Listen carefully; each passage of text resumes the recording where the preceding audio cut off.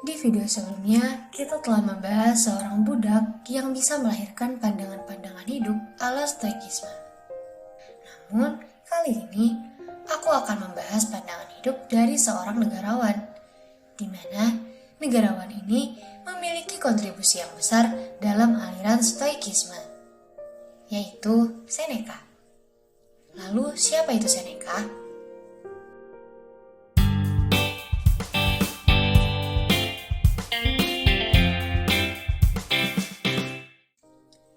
Seneca, seorang filsuf Stoik yang dimana juga adalah seorang senator yang sukses karena kemampuan dan keahliannya dalam berbicara. Selain itu, ia juga merupakan seorang pengacara dan sastrawan.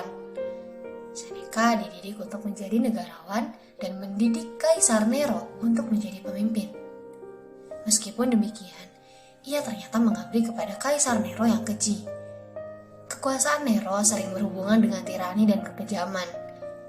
Ia melakukan beberapa eksekusi, termasuk ibunya dan saudara kandung adopsinya. Selain itu, ia juga terkenal melakukan tindakan kejam dan tidak manusiawi, seperti pembunuhan politik dan penganiayaan terhadap orang Kristen. Setelah gagal mendapatkan maaf dan ampunan dari rakyatnya, Nero lari dan akhirnya dihukum mati oleh penguasa baru, yaitu Kaisar Servius Sulpicius Galba. Karya-karya Seneca meliputi esai, surat, tragedi, dan sindiran. Ia juga menulis sebuah risalah yang terdiri dari 7 buku yang disebut Studi dalam Ilmu Pengetahuan Alam.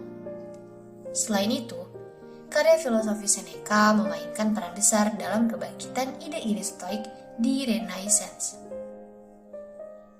Buku The Wisdom of the Stoics merupakan salah satu kumpulan buku Stoik atau Stoa yang diseleksi dan diedit oleh Franz dan Henry Hazlitt yang diambil dari 3 tokoh Stoik besar, yaitu Seneca, Epictetus, dan Marcus Aurelius.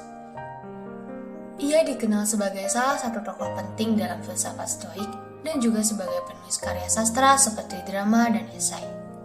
Seneca hidup sekitar 4 sebelum Masehi sampai 65 Masehi. Ia lahir di Cordoba, Spanyol.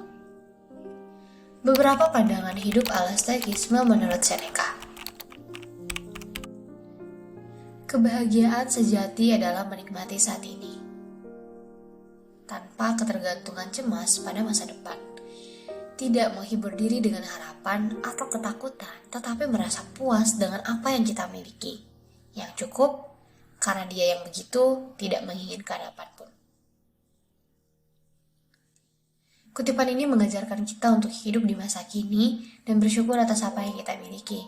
Bukan selalu mengejar sesuatu yang belum kita miliki atau khawatir tentang hal-hal yang mungkin tidak pernah terjadi. Seorang pekerja kantoran yang selalu stres karena deadline dan target mungkin bisa belajar dari kutipan ini untuk lebih menikmati pekerjaannya dan menghargai pencapaian-pencapaiannya. Bukan selalu merasa kurang atau takut gagal. Keberuntungan adalah apa yang terjadi ketika persiapan bertemu dengan kesempatan. Kita harus selalu siap dan berusaha keras untuk mencapai tujuan kita. Karena kesempatan bisa datang kapan saja dan kita harus memanfaatkannya dengan baik. Seorang siswa yang ingin masuk universitas impian mungkin bisa belajar dari kutipan ini untuk belajar dengan rajin dan tekun. Karena dia tidak tahu kapan dia akan mendapatkan kesempatan untuk mengikuti tes masuk atau mendapatkan beasiswa. Semua kekejaman berasal dari kelemahan. Kutipan ini mengajarkan kita untuk tidak menjadi orang yang kejam atau tega terhadap orang lain. Karena itu menunjukkan bahwa kita sebenarnya lemah dan tidak memiliki kekuatan moral. Seorang pemimpin yang suka menyiksa atau menindas rakyatnya mungkin bisa belajar dari kutipan ini untuk lebih berwibawa dan adil, karena itu akan membuatnya lebih dihormati dan dicintai oleh rakyatnya. Mulailah segera hidup dan hitung setiap hari sebagai hidup tersendiri. Jangan menunda-nunda hidup kita atau menunggu sesuatu yang lebih baik datang, tetapi menjalani setiap hari sebaik-baiknya adalah seolah-olah itu merupakan hari terakhir kita.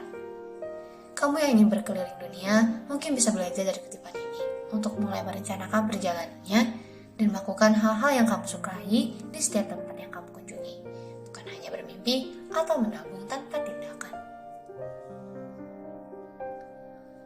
Lempar aku ke serigala, dan aku akan kembali memimpin kawanan. Kutipan ini mengajarkan kita untuk tidak takut menghadapi tantangan atau kesulitan dalam hidup, tetapi justru menggunakan mereka sebagai peluang untuk menjadi lebih kuat dan berkembang. Seorang pengusaha yang bangkrut mungkin bisa belajar dari kutipan ini, untuk bangkit dari kegagalannya dan mencoba bisnis baru dengan lebih berani dan cerdas, bukan hanya menyerah atau putus asa. Kita menderita lebih sering dalam imajinasi daripada dalam kenyataan. Kutipan ini mengajarkan kita untuk tidak terlalu khawatir atau takut akan hal-hal yang belum terjadi atau tidak mungkin terjadi. Karena itu hanya akan membuat kita stres dan tidak bahagia. Seorang ibu yang selalu cemas tentang anak-anaknya mungkin bisa belajar dari kutipan ini untuk lebih percaya dan melepaskan mereka.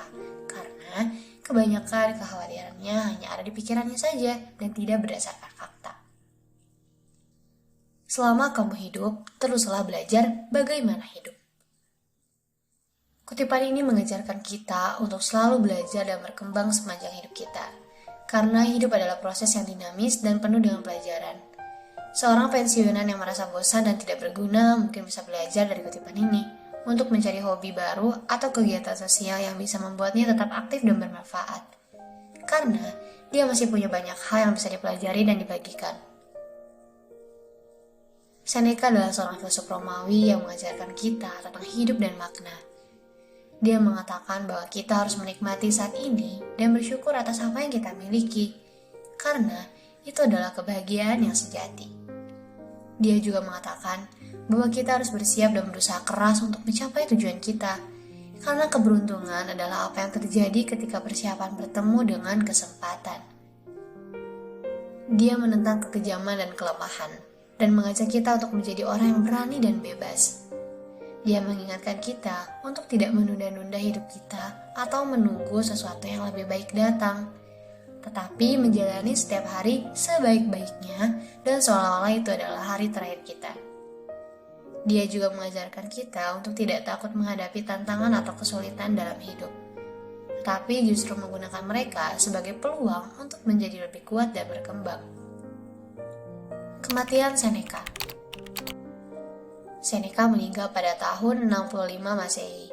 Ia dihukum mati oleh Kaisar Nero setelah dituduh terlibat dalam konspirasi melawan pemerintahan. Dalam menjelang ajalnya, Seneca menulis banyak tentang kematian dan memberikan nasihat-nasihat tentang bagaimana menghadapinya.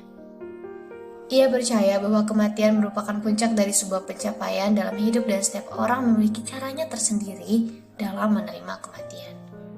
Selain itu, ia juga menekankan pentingnya mempersiapkan diri sebaik mungkin dalam menghadapi kematian. Menurut Seneca, yang terpenting bukanlah seberapa panjang seseorang hidup, melainkan seberapa baik ia hidup selama hidupnya. Dalam bukunya yang berjudul Surat Moral untuk Lucilius, Seneca membantu menghilangkan rasa takut akan kematian dan menunjukkan tidak pentingnya kecemasan tersebut. Terima kasih telah menonton, semoga aku dan kamu bisa memaknai hidup dengan lebih bermakna lagi dan juga penuh kebijaksanaan. Jangan lupa like, komen, subscribe, dan juga share. Peace and salam manis!